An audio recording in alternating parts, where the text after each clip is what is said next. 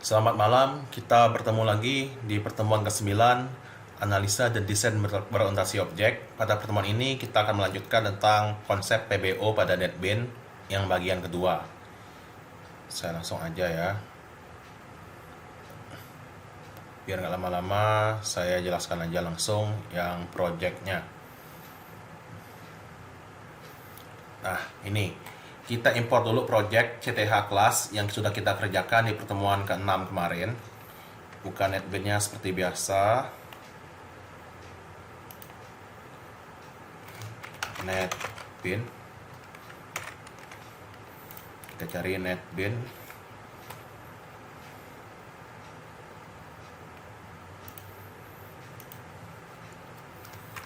Ditunggu.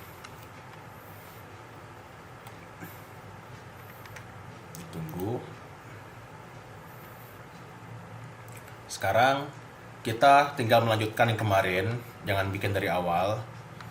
Lanjutkannya dengan cara gimana? Dengan cara klik di sini, file, kemudian import project, kemudian from zip kalau ingin mengimpor yang zip, open project kalau berupa folder, import project from zip. Cari folder maunya di mana sih? Zip filenya misalkan saya nyimpannya di D, dalam banget ini, perkuliahan misalnya, mengajar. Ini tergantung punya kalian ya di mana nyimpannya. Dan pertemuan 9 misalkan di saya. Nah, ini project CTH class yang diimpor. Open folder, itu tentukan folder kalian ingin mengimpornya di mana. Kalau di saya di data di 19.11.512 ADBO. Nah, import atau name itu aja yang 533.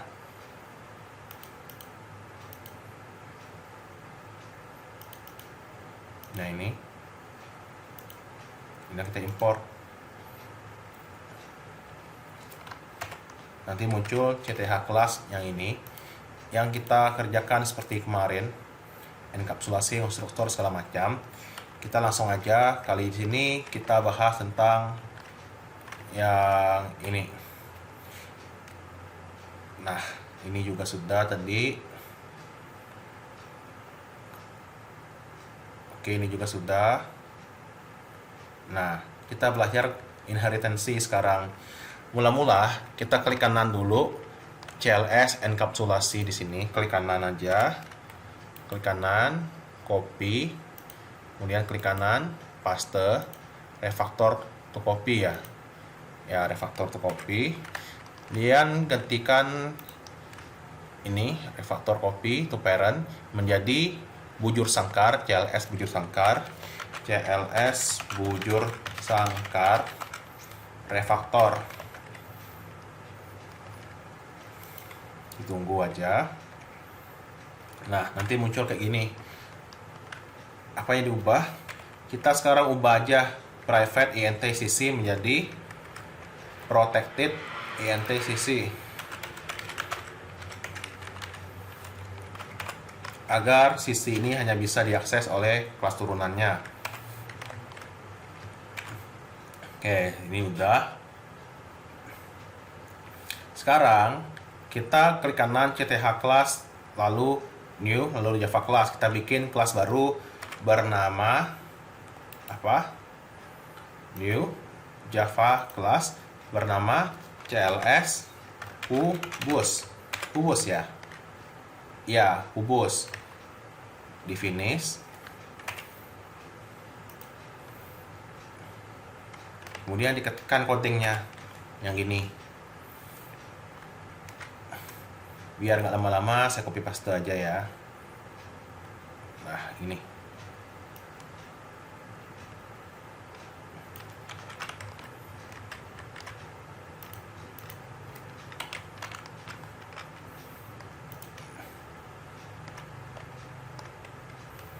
Terus jangan lupa extends CLS bujur sangkar. artinya kelas ini adalah kelas turunan dari kelas bujur sangkar yang tadi, yang ini. Jadinya semua metode-metode set sisi, get sisi, hitung luas, hitung keliling itu dipindahkan. Yang ini dipindahkanlah ke sini. Dipindahkanlah ke CLS kubus yang ini nanti. Jadi kelas kubus ini juga punya sisi, set sisi, get sisi, hitung luas sama hitung keliling. Dimana hitung luas sama hitung volumenya ini sekarang itu apa ya? Ya, itu dia ada versinya sendiri. Dimana hitung luasnya itu adalah panggil hitung luas dari parentnya yang tadi, yang ini sisi kali sisi, kemudian dikalikan 6 karena di kubus itu ada 6 buah persegi. Sama hitung volume juga, hitung volume itu sisi kali sisi kali sisi. Nah, kurang lebih gitu. Kemudian kita sekarang nambahkan form inheritance. Kita cara cepatnya aja karena kita sudah bikin sebelumnya.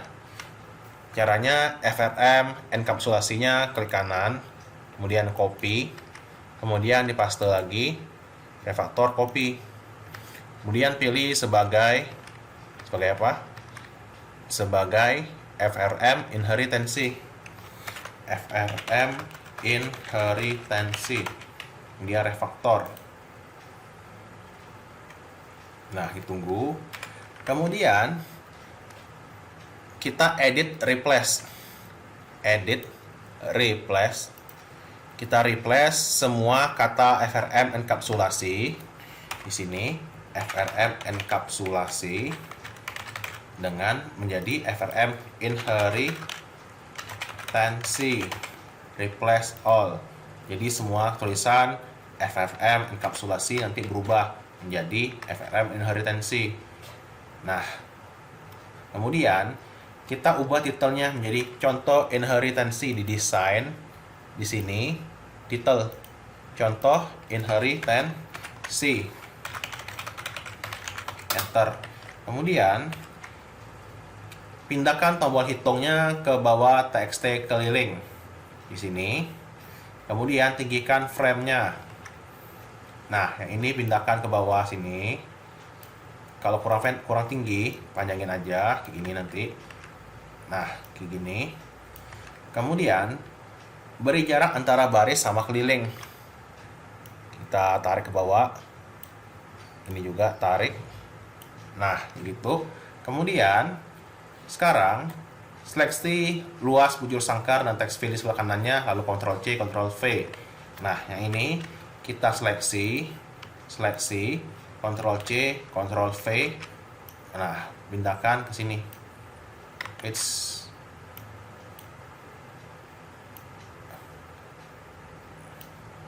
Nah, satu aja. Ini bisa dikecilin. Nah, kemudian pindahkan ke bawah tekstil luas sambil menahan Ctrl Alt keyboard. Nah, ulangi langkah 34 untuk keliling. Klik kanan, klik kiri, klik sambil tahan Ctrl 2 kali ini.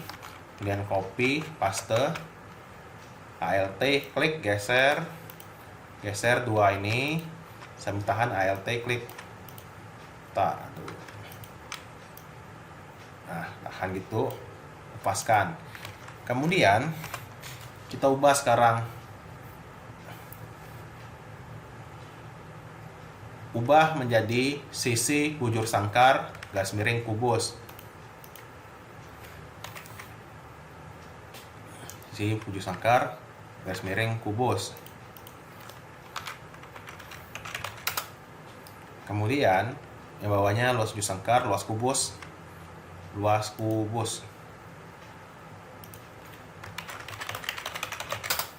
Yang ininya keliling sama volume kubus, jadinya volume kubus.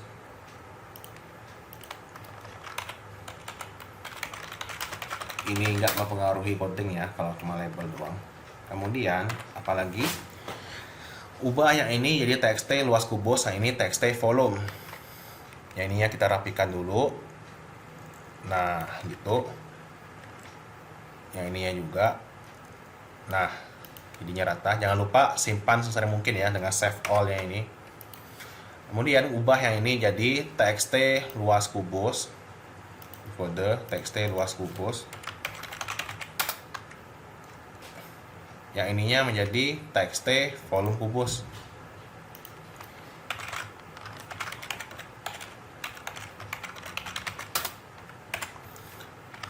Kemudian, oh ya, txt volume aja, nggak usah volume kubusnya, volume aja. Nah, kemudian kita ubah codingnya. Klik ganda button hitung di FRM retensi. Yang ini klik ganda.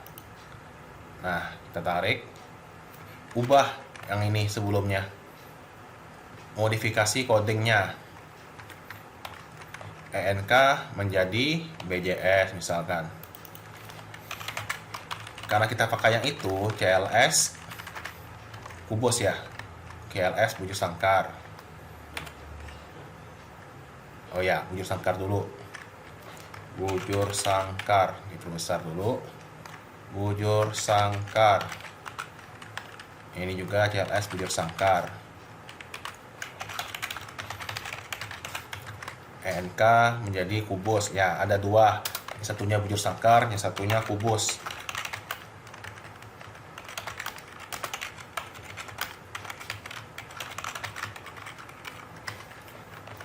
BJS sisi oke. Kayak kemarin. Yang ada juga di bawahnya get sisi. KBS set sisi, BJS get sisi. Artinya sisinya itu nanti diturunkan dari bujur sangkar ke kubus. GNT sisi oke, itu nanti. Itu udah. Sekarang kita taruh apa itunya. Nah, taruh luas menjadi bujur sangkar luas. BJS hitung luas.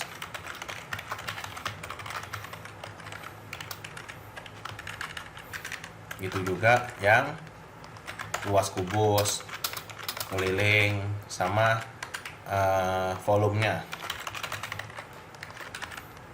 KBS hitung luas. Nah, bisa itu sama-sama hitung luas. TXT keliling, BJS hitung keliling. Ya, intinya volumenya volume kubus. KBS, jangan salah ya, jangan tukar. Hitung volume. Ya, coba kalau kita ketukar bisa nggak? Nah, nggak bisa ya, karena bujur sangkar itu dia nggak ada hitung volumenya, yang adanya di kelas kubus. Meskipun kelas kubus nggak ada set sisinya, namun karena dia extends, berarti seolah-olah dia ada. Dia yang ini di copy semua, ibaratnya di copy semua, pindahin ke sini. Itu kurang lebih prinsip dari extendnya. Jadi dia menurunkan. Jadi ini KBS hitung volume. Nah, itu tutup dulu. Nah, kemudian kita kalau ingin menjalankannya, kalau kita nggak atur, nggak setting, nanti munculnya seperti ini. Ntar sabar. Nah, munculnya konstruktor kemarin. Agar dia inheritance, kalian klik kanan di CTH class, di project, kemudian properties, kemudian pilih namanya run, kemudian browse FRM inheritance, dan di OK. Nah, sekarang coba jalankan lagi. Nah, muncul. Kemudian kita coba isikan datanya, misalkan 10. Kita tekan hitung. Ini munculnya 100. Kenapa 100? Karena sisi kali sisi, yaitu 10 kali 10 adalah 100. Luas kubus adalah 6 dikali, hitung yang luasnya ini, yang luas tadi, ya ini 6 dikali ini. Super ini menandakan parentnya, hitung luas dari parent, bukan hitung luas dari dia sendiri. Kemudian keliling bujur sangkar itu sama dengan 4 kali sisi. 4 kali 10 adalah 40. Volume kubus adalah hitung luas yang ini dikali lagi sama ini, jadinya 1000. Nah, kurang lebih seperti itu untuk yang inheritancy. Sekarang kita ke polimorfisme. Polimorfisme ini semua satu fungsi bisa menerima beberapa parameter seperti ini, bisa string, bisa integer, bisa double. Ya, hanya satu fungsi tapi bisa 3 input. Jangan lupa kayak biasa kita klik kanan di sini, new Java class. Kali ini CTH CLS polymorphisme, CLS polymorphisme. Nah, benar tulisannya, kemudian di finish, nanti muncul polymorphisme. Kita biar nggak lama-lama, saya copy aja ini. Nah, ini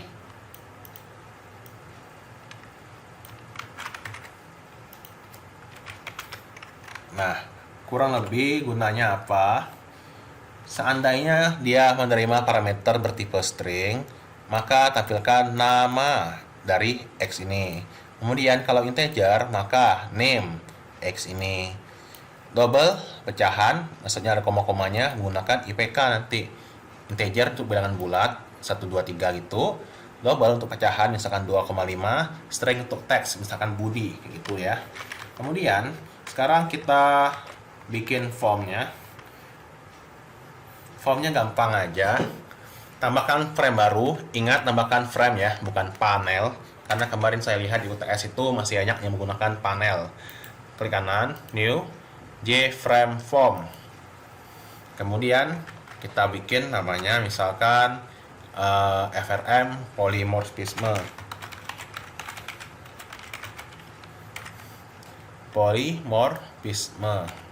Nah, gitu. Kemudian di finish. Kemudian kayak biasalah, kita tambahkan 3 label, 3 text field dan 1 button. Namun sebelumnya ubah tuh titelnya jadi contoh polymorphisme. Saya lihat juga banyak yang mestinya codingnya yaitu nggak ada titelnya di properties. Contoh polymorphisme. Nah, itu untuk biar ada judul formnya. Kemudian 3 buah label di swing container, di sini control label 1, 2, 3. Nah, gitu. Kemudian text file-nya 1, 2, 3. Nah, begitu. Kemudian 1 buah button. Kemudian kita ubah dulu buttonnya menjadi BTN cetak ya, tapi nanti dulu nama name IPK. Nama name IPK. Kemudian yang ininya menjadi cetak. Cetak. BTN cetak. Nah, gitu. Kemudian text file-nya berubah juga. Jadi text nama, text name, text IPK. Kosongkan dulu 3-3-nya. Di sini text, delete, enter. Nah, kemudian kita perpanjang jadi kayak ini. Yang ini yang paling panjang.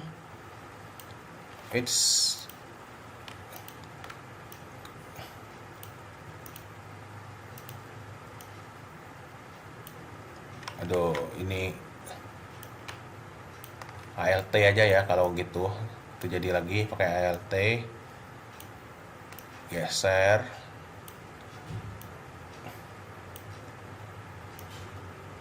Nah, kayak gitu. Kemudian ini ubah jadi txt nama misalkan. Txt nama, txt name, txt IPK.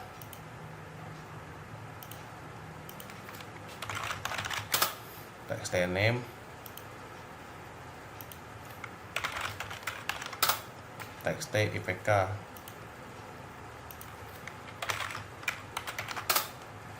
Nah, txt name, txt IPK.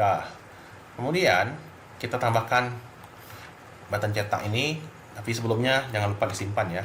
Simpan, cetak ke atas. Nah, yang ini. Kemudian kita tambahkan codingnya ini. Biar nggak lama-lama, saya copy paste aja dari yang sudah ada. Nah, kayak gini.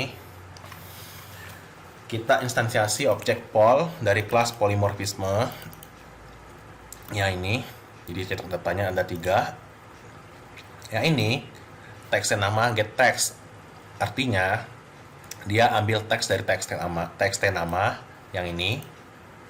Kemudian cetak data integer text name get text, ambil teks dari sini, kemudian ubahkan jadi bentuk bilangan bulat. Yang ini IPK, ambil data dari sini, kemudian ubah menjadi bentuk pecahan double gitu, misalkan 5,5 dan sebagainya.